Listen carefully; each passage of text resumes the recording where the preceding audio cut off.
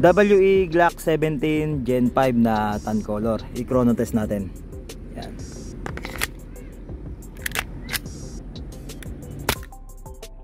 .371.5, napaka powerful. 367.8, 357.8, 352.2, 353.1, 345.1, 342.8. Yan, nagre-range siya ng 340 to 370 fps.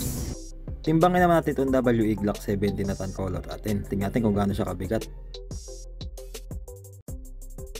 Tumitimbang nga siya ng 800 grams, 200 grams na lang, 1 kilo na siya. Test naman natin siya sa bote ng gin kung kaya babasagin ng Glock 17 tan color tong mga bote ng gin.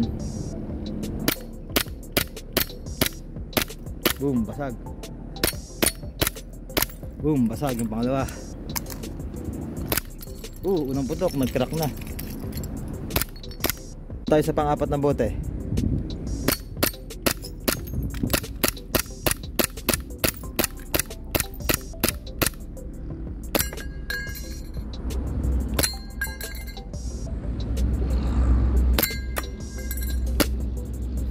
Ubus yung bala.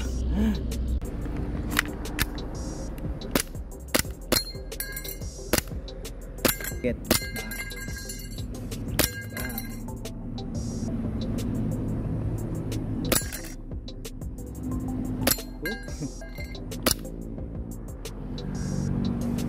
Ayan, medyo mahirap na patamaan to dahil nag-iisa na lang eh.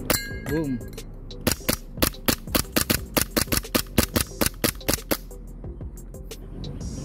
Ganda tumama.